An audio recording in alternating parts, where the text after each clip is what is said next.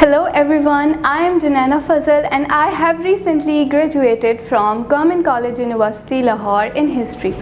I have completed my thesis under supervision of Professor Qamar Abbas, and the title of my thesis is The Representation of King Humayun in Colonial and Post-Colonial Historiography. My research seeks to inquire two significant discourses in history, which are colonial historiography and post-colonial historiography. These two discourses occupies a central place in the study of Indian history. These phenomena of colonialism and post-colonialism are not just simply the part of periodization of world history, but are inviolable dogmas that has affected the worldviews of the millions. My research is significant on the grounds that a piece of writing cannot be produced in isolation. There must be a context working behind the production of certain kind of knowledge. For instance, if you go to a bookshop and you buy a book on a Mughal king, say Humayun or any other, and if you don't know about the context of the book, then there is a greater chance of you being misled. So, the better understanding and the better judgment can only be possible if you have some ideas of colonialism and post-colonialism. So my research offers a comparison, a comparative study of these two writings, colonial historiography and post-colonial historiography. So one can have a better judgment, a fair understanding of the treatment of King Humayun by the colonial historiographers and post-colonial historiographers. I have talked about three aspects in my thesis. The first is colonial historiography. As you know that British came here in India in 1600, and in various phases spanning over more than 100 years, they got hold of India. They devised various methods and techniques to sustain their rule in India.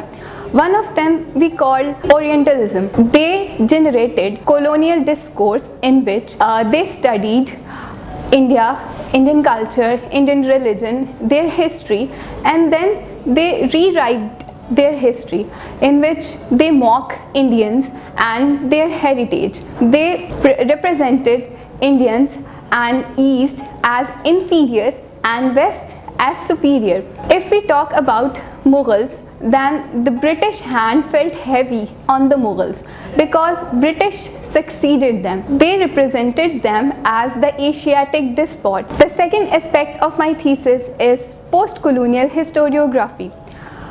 Like colonialism, post-colonialism is also a very vast debate. When we think of post-colonialism, we generally think a period after colonialism, but it even started before partition in 1947. So what post-colonial writers did, they just counter the colonial narrative. They rewrote the history of India to counter the colonial writings. So they represented Humayun not a failure, of course, but a fine and a cultured man, as an optimist who regained his kingdom after all the trials and tribulations. Humayun was a person who has a lot of at his disposal as regarding with the cultural contributions.